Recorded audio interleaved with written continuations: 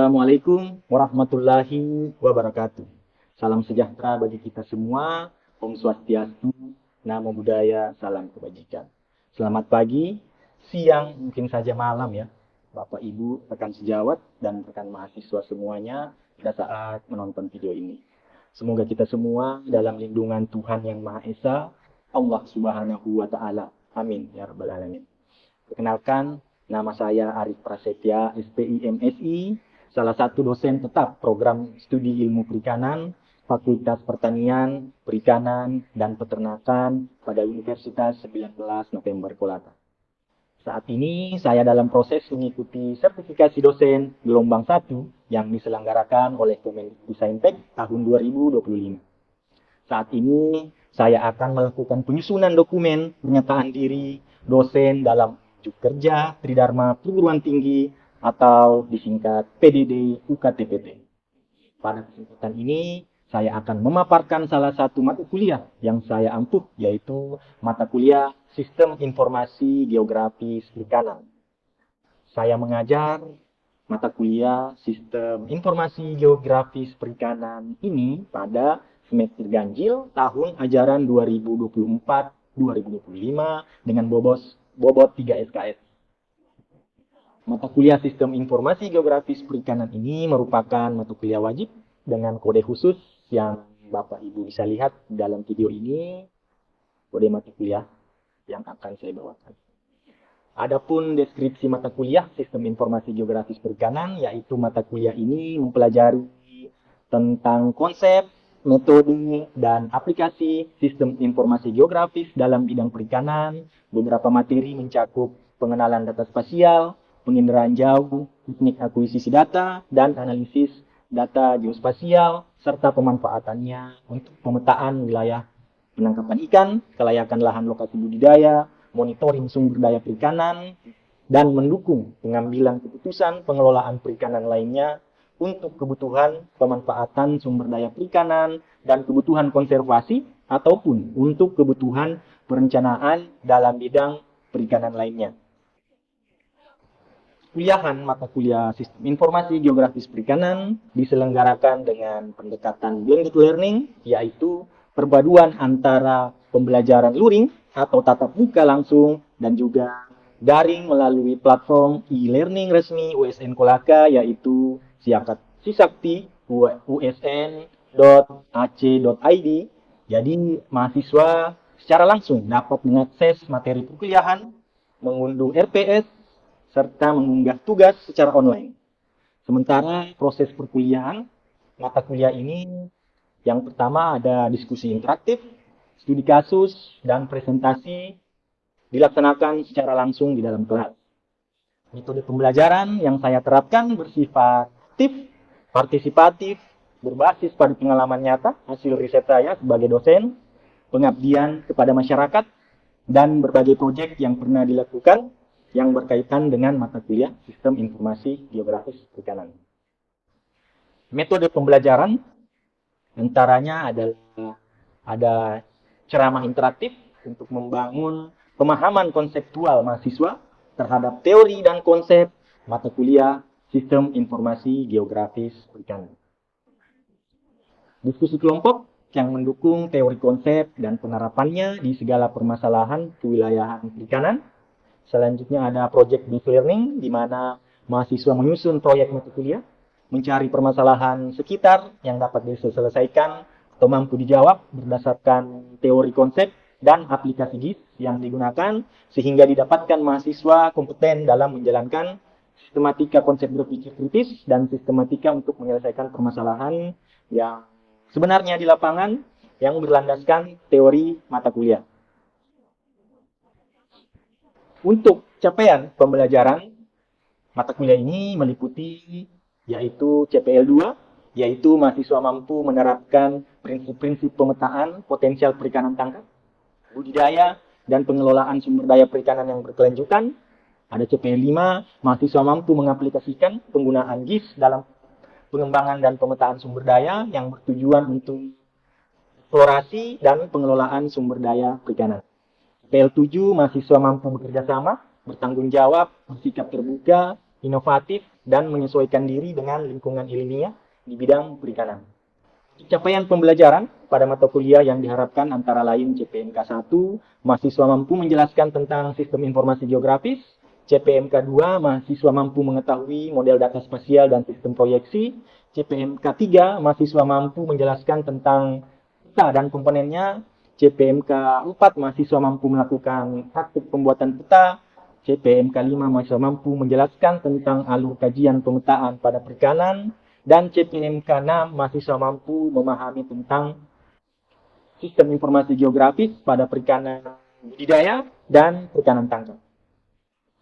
Untuk media pembelajaran pada mata kuliah sistem informasi geografis perikanan meliputi satu modul RTS yang dapat diunduh melalui e-learning Sisakti usn.ac.id, USN Kulaka. Ada PowerPoint materi perkuliahan, studi kasus bidang perikanan, dan beberapa artikel ilmiah saya sendiri yang telah publish terkait pemanfaatan sistem informasi geografis dalam bidang perikanan, serta praktik langsung penggunaan wahana drone. Ya, jadi kampus memiliki drone untuk digunakan mahasiswa untuk praktik, belajar pengambilan data lapangan, selanjutnya pengolahan data dan pembuatan peta pada laboratorium komputer fakultas. Adapun materi pembelajaran pada mata kuliah sistem informasi geografis perikanan ini meliputi satu, pendahuluan SIG secara umum dan dalam perikanan. Kedua, konsep GIS dan contoh penerapannya. Tiga, ada model data spasial. Empat, peta dan komponennya. Kelima, ada sistem proyeksi. Keenam, ada alur kajian pemetaan pada perikanan. Yang ketujuh, ada SIG pada perikanan budidaya. Yang kedelapan, ada GIS pada perikanan tangkap. Ya. Kemudian ada study case, ya, study case dan penyelesaian, ya. Kemudian ada interpretasi peta, ya, berdasarkan peta yang telah dibuat pada praktik dan studi case lapangan yang mahasiswa selesaikan. Ada interpretasi hasil dan diskusi kelompok. Kemudian penilaian dalam mata kuliah sistem informasi geografis ini, ya, ada 5 komponen utama, yaitu ujian tengah semester dengan bobot sebesar 25%, ada ujian akhir semester dengan bobot 25%, tugas individu dan kelompok dengan bobot sebesar 20%, presentasi proyek sebesar 20%, serta kehadiran dan keaktifan dalam kelas, baik secara verbal maupun dalam diskusi sebesar 10%. Penilaian saya, ya, dilakukan secara objektif berdasarkan indikator seperti kecepatan dan penguasaan materi, partisipasi aktif di dalam kelas ataupun di luar kelas, kemampuan analisis terhadap penyelesaian studi kasus. Saya menggunakan rubrik penilaian yang jelas dan terukur, dan hasil evaluasi saya sampaikan kembali kepada mahasiswa secara transparan sebagai bagian dari proses umpan balik untuk meningkatkan kualitas dan keterbukaan informasi pembelajaran. Dengan pendekatan ini, saya berkomitmen untuk menciptakan pembelajaran yang pusat pada mahasiswa, sekaligus menyiapkan lulusan yang mampu berpikir kritis, adaptif terhadap perubahan, serta siap menghadapi tantangan dunia kerja di bidang perikanan. Ya, baiklah, untuk tahapan berikutnya, mari kita simak video pembelajaran mata kuliah Sistem Informasi Geografis Perikanan. Bismillahirrahmanirrahim. Assalamualaikum warahmatullahi wabarakatuh. Terima kasih atas kerjasamanya mahasiswa untuk hari ini, ya, dapat tepat waktu dan kehadirannya saya rasa 90% ya. Oke, jadi pertemuan kali ini, ya, pertemuan ke-7 ya. Tapi alangkah baiknya sebelum kita masuk ke pertemuan, ke perkuliahan, baiknya kita berdoa dulu, ya. Berdoa menurut kepercayaan kita masing-masing. Berdoa dimulai. Ya, amin, selesai. Ya. Jadi untuk pertemuan ke-7 ini, ya, untuk pertemuan ke-7 mata kuliah Sistem Informasi Geografis Perikanan, kita akan mempelajari, ingin melihat, ya, ingin menelaah lebih lanjut lagi apa-apa saja, ya, studi kasus penggunaan sistem informasi geografis di bidang perikanan, ya. Ya, jadi ada beberapa riset saya, ya, beberapa riset, beberapa pengabdian kepada masyarakat, dan juga ada beberapa proyek ya terkait di bidang perikanan yang menggunakan sistem informasi geografis bidang perikanan ya. Ya, jadi pertemuan ketujuh ini ya. Saya tadi start dari Kolaka ya. Teman-teman start dari mana tadi? Start dari kosan ya, mungkin 5 menit, 10 menit ya. Jadi saya tadi start dari Kolaka ya. 1 jam ya dari Tangketada, 1 jam dari Tangketada. Naik motor ya. Naik motor, kota naik motor. 1 jam dari Kolaka. Ada beberapa yang saya amati mungkin ya bisa menjadi pembelajaran bagi teman-teman. Jadi tadi saya singgah di lampu merah kedua kalau tidak salah ya. Lampu merah kedua, saya berhenti, saya mengamati beberapa orang yang lagi memukul batu, tukang batu istilahnya ya. Batu sangat besar. Saya mengamati dari awal saya berhenti, ya dia memukul mungkin ada puluhan kali itu dia memukul batu tersebut, tapi tidak ada tanda-tanda keretakan atau pecah saya lihat ya. Dia juga tidak pernah menyerah begitu, ingin memukul batu tersebut sampai hancur ya. Tapi tiba-tiba pada menjelang lampu hijau, tiba-tiba mungkin di pukulan ke-20 lebih lah, tiba-tiba batu itu pecah begitu. Yang menjadi pertanyaan saya, yang membuat batu itu pecah itu apakah di pukulan 20 sekian yang membuat dia pecah atau dari pukulan pertama hingga akhir? Dari pukulan pertama ya. Jadi pesannya adalah jangan pernah menyerah gitu ya. Jangan pernah menyerah. Itu pesan-pesan yang kejadian-kejadian kecil begitu yang kita lihat di lapangan ya. Jadi dari pukulan pertama dia memukul batu, itu tidak ada tanda-tanda keretakan sampai pukulan yang ke-20 sekian itu tiba-tiba batu itu pecah. Padahal tidak ada retaknya sama sekali. Tidak ada tanda-tanda pecah ya. Jadi walaupun dia tidak pecah pukulan 10, pukulan ke-15 dia tidak pecah, dia tidak pernah berhenti untuk mencoba untuk mencapai tujuannya begitu ya. Jadi pesannya juga adalah bahwa kalau kita ingin menuju suatu tujuan jangan berharap instan begitu ya. Ingin teman-teman menjadi sarjana begitu, jangan tiba-tiba ingin instan ya. Tiba-tiba ingin instan ya. Tiba-tiba tidak pernah datang kuliah. Tiba-tiba mau nilainya misalnya langsung A misalnya ya. Jadi harus mengikuti perkuliahan lebih serius lagi ya jika ingin menjadi sarjana ya. Jadi ini adalah saya rangkum riset saya dan juga pengabdian saya ya sebagai dosen perikanan, dan juga beberapa proyek di bidang perikanan itu saya menggunakan metode ini, sistem informasi geografis ya. Yang pertama mungkin flashback kembali ya. Flashback kembali bahwa mengapa kita mempelajari di bidang perikanan ya. Jadi ada beberapa tujuan kita di bidang perikanan, bagaimana kita mengetahui beberapanya adalah mengetahui lokasi daerah penangkapan ikan, ingin mengkaji terhadap pola arus, gelombang, dan polusi di laut, kemudian ada kajian sirkulasi dan dinamika perairan pesisir, kemudian juga kita bisa menggunakan metode sistem informasi geografis ini untuk mengkaji perubahan garis pantai, daerah penangkapan, pemodelan daerah penangkapan, dan baik itu di kawasan pesisir ya. Jika kita ingin melihat luasan mangrove, luasan terumbu karang, luasan lamun ya, secara spasial dan temporal. Nah, penelitian saya yang pertama adalah kami lakukan di tahun 2021 ya. Ingin mengetahui kesesuaian lahan budidaya lobster ya. Jadi potensi lobster di Kolaka itu sangat tinggi, tapi budidayanya di lapangan itu masih rendah. Sementara potensi perikanan lobster itu sangat tinggi. Jadi pada tahun 2021 kita ingin meneliti di mana saja letak-letak geografis KJA yang cocok untuk dilakukan pemeliharaan lobster, pembesaran ya, karena lobster ini adalah biota laut yang spesies yang sangat rentan terhadap lingkungan ya. Jadi ada beberapa titik-titik spot memang yang tidak yang kami prediksi bahwa itu tidak dianjurkan untuk kegiatan budidaya ya. Kami menggunakan pendekatan sistem informasi geografis untuk mengetahui di mana saja kesesuaian lingkungan yang cocok untuk ditempatkan KJA-KJA tersebut. Nah, inilah hasilnya ya. Ini ada beberapa hasil ya, yaitu di daerah, lihat ya, lihat ada warna-warna ini, ada merah, kuning, dan hijau ya. Jadi yang daerah pesisir ini ya, di daerah pesisir yang berwarna merah ini adalah lokasi-lokasi untuk budidaya lobster yang tidak diperbolehkan atau tidak sesuai ya, tidak sesuai. Sementara untuk yang warna kuning coklat hijau agak kekuningan ini adalah cukup ya.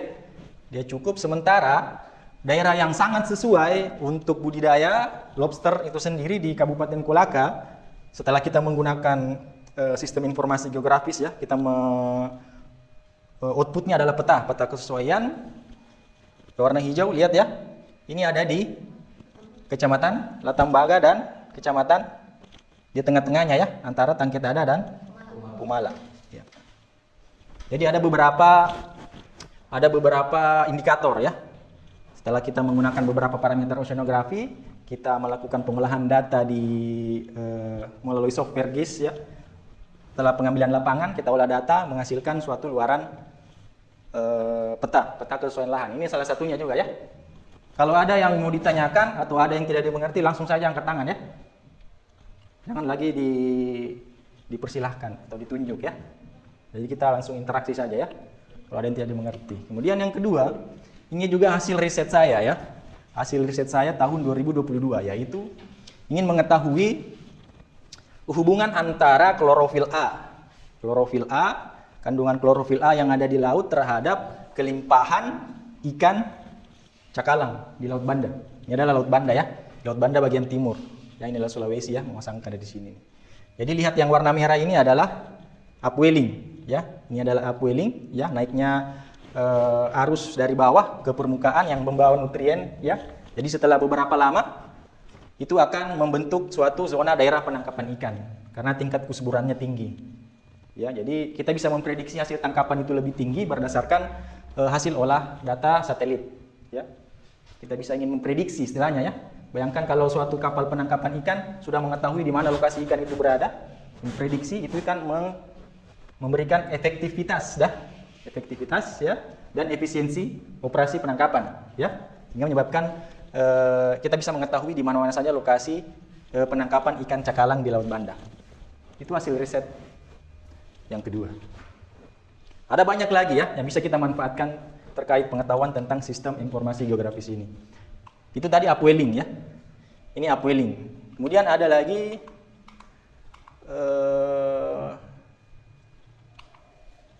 thermal front.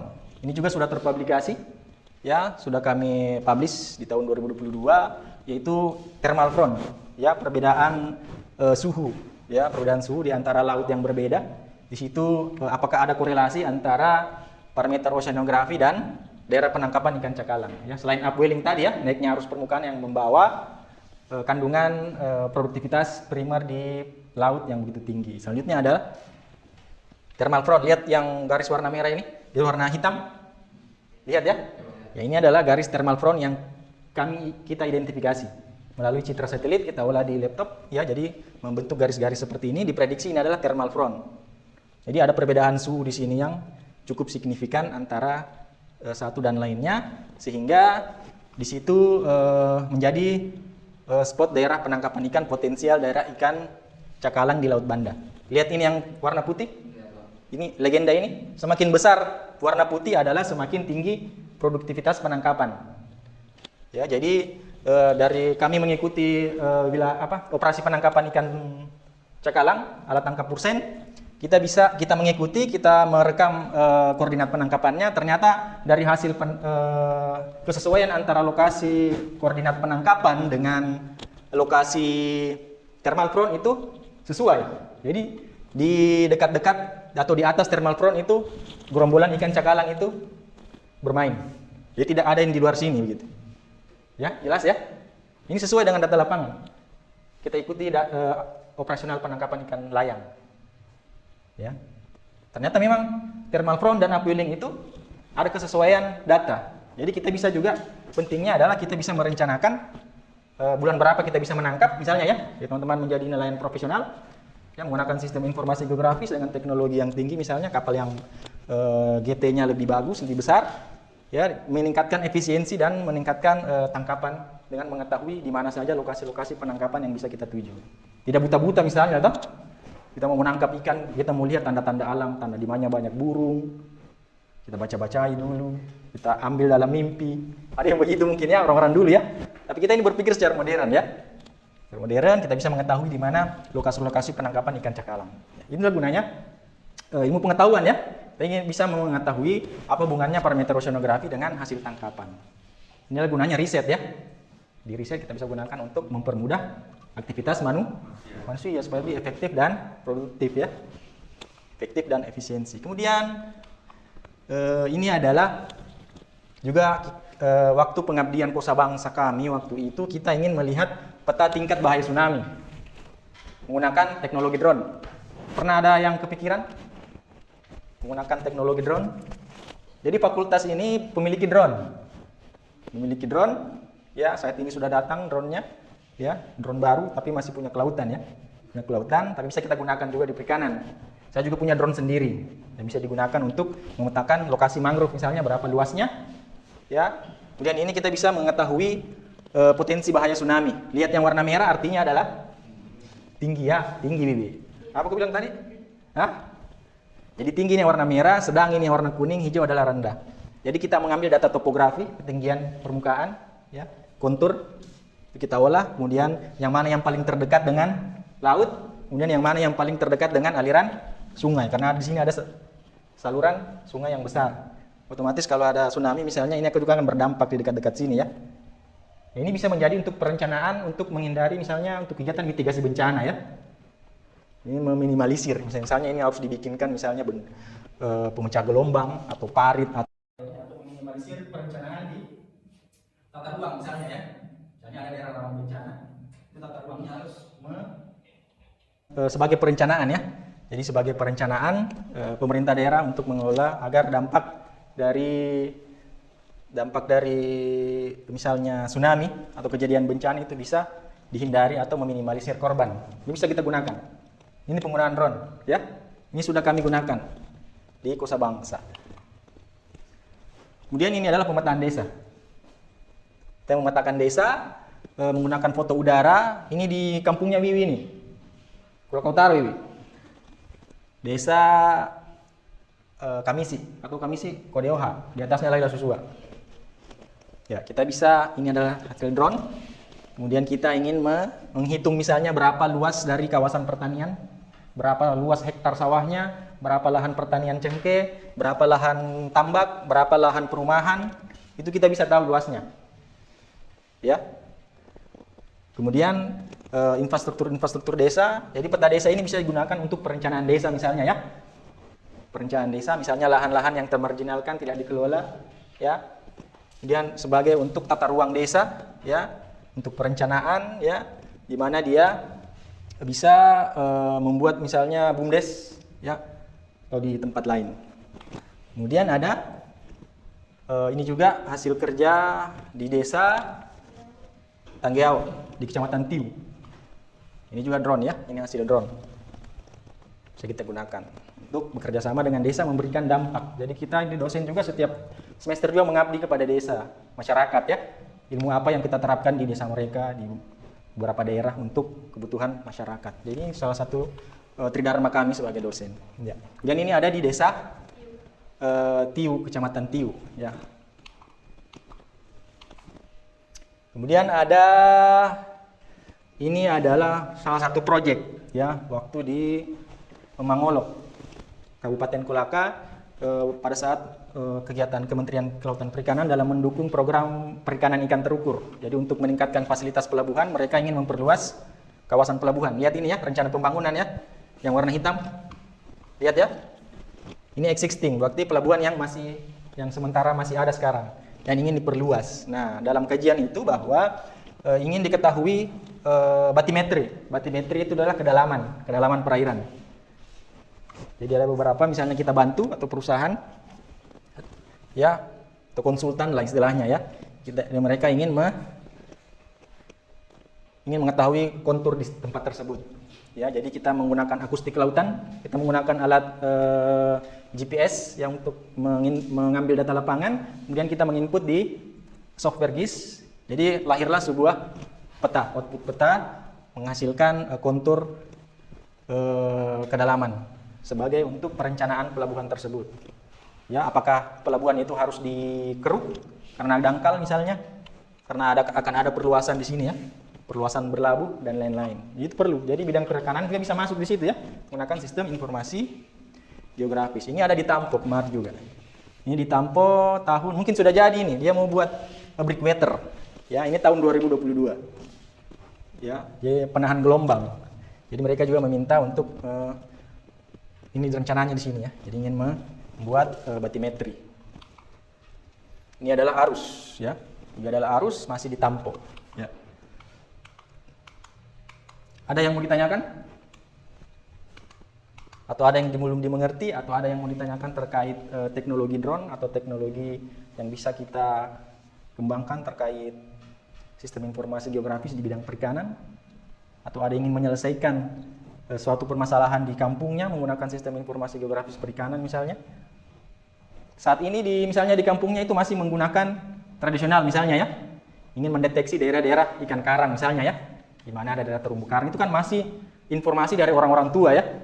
Di mana lokasi-lokasi terumbu karang yang bagus, Pak. Saya mau mancing misalnya ya. Di mana kira-kira kan sudah pengalaman Miki di laut, di mana lokasi-lokasinya. Ada info-info tersebut, kita ikutilah. Ternyata ada lokasi yang lebih bagus tapi belum ditemukan ya. Nah, itu bisa kita temukan melalui metode sistem informasi geografis ya, di mana daerah-daerah terumbu karang yang ada di sekitaran desa Mawasangka misalnya. Ya. Itu bisa kita petakan di mana daerah-daerah terumbu karang, di mana saja yang ada spot-spotnya, spot-spot mancing. Jadi itu bisa menjadi spot-spot baru ya yang teman-teman temukan. Jangan sampai tidak ada teman-teman menjadi mahasiswa tidak ada informasi baru yang teman-teman bagi misalnya, atau teman-teman ya, seharusnya teman-teman bisa menjadi pelopor di desa masing-masing misalnya setelah kembali jadi sarjana ya, bisa ingin mengembangkan usaha teripang, rumput laut atau apa ya, ingin memberikan pengetahuan-pengetahuan perikanan yang lebih modern ya, baik ingin menggandeng perusahaan atau menggandeng pemerintah daerah. Pasti dibutuhkan adalah orang-orang yang lokal ya, yang punya pengetahuan tersebut. Tidak mungkin orang-orang luar kalau orang-orang di dalam kampung sendiri ada gitu, jadi berdayakan. Jadi memberikan dampak ya. Tidak ada yang mau ditanyakan? Ya? Terkait materi ini? Miswar? Ada yang mau ditanyakan? Bibi? Ada yang mau ditanyakan? Tidak ada ya? Atau mau ditanyakan ada tugasnya apa atau tidak ada setelah perkuliahan ini? Ini di kampungmu ini. Tidak ada yang mau ditanyakan ya? Jadi mungkin itu adalah beberapa hasil riset saya ya. Hasil riset, tidak semua saya bagikan, itu adalah hasil riset, hasil pengabdian kami ke beberapa masyarakat dan kerjasama kami kepada beberapa perusahaan konsultan terkait menggunakan sistem informasi geografis di bidang perikanan. Jadi GIS ini tidak selalu hanya untuk di bidang perikanan saja, bisa di bidang lain ya, kayak tadi kelautan atau ke tata ruang tadi ya, atau kebencanaan. Jadi sistem informasi geografis ini bisa digunakan di beberapa bidang ilmu. Ya, mungkin itu saja ya.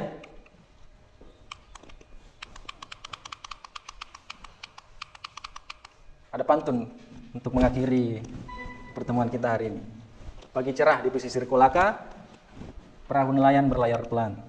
Anak perikanan jangan banyak drama, tugas datang hadapi dengan senyuman. Begitu ya, terima kasih. Assalamualaikum warahmatullahi wabarakatuh.